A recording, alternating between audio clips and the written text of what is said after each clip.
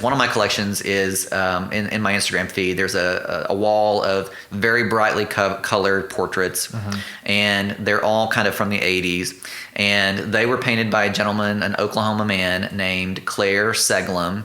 He was in his 90s when he passed away a couple of years ago.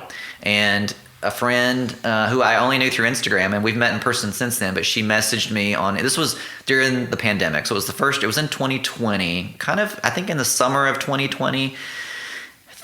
And it might have been 21, but I think it was in the summer of 2020. But anyway, she messaged me on Instagram and she was like, hey, I was just at an estate sale and they had all of these portraits, and I know you like old portraits. And she sent me a couple of snapshots, and I think my body like levitated off the couch at that moment, and I flew. It was on a Friday afternoon. It was at about 4:00, and I think they closed at 5. And I live in downtown Oklahoma City, and the sale was in Midwest City. And so I got there like 4:30. At that time I was wearing like 2 masks because I was like scared to like, go anywhere. Yeah. And I even forgot one of my masks, and I was like, I'm just going to risk it.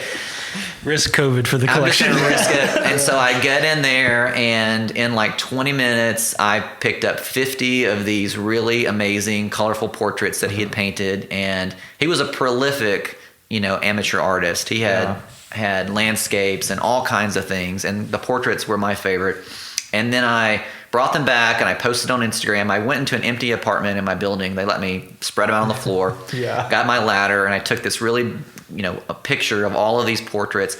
And all of a sudden it just kind of became a thing. And the next day, like dozens of people, went to the sale and bought all of his art. That's awesome. There was somebody from designer from California who was like, DMing the estate sale company. I think they had to take it. I think they had to make an Instagram, right then, because people were trying to get in touch with him. That's brilliant. And so it became a whole weekend thing. And then his daughters got caught wind of me sharing his photos and contacted me on Facebook, and were sharing stories about it. And they were moved that people loved his art so much. And so that to me was like that was the fun of this kind of thing, where you do find people who love the things that people made and can preserve them. And they even had thought, we thought people would just buy them and paint over them because that's what you could do. It's your prerogative.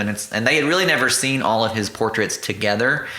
Right. In that way, and so it must have been amazing for them then. Yeah, and so it really takes on a new life when you can see them all displayed together, and you can see his technique come through. And then one of his daughters said, one of his signatures was the elongated noses, and I was like, I didn't even notice that. And that's kind of what makes them a little bit contiguous and work together, was the elongated noses. But anyway, I just want to share that because it was an Oklahoma artist and a fun kind of vintage story.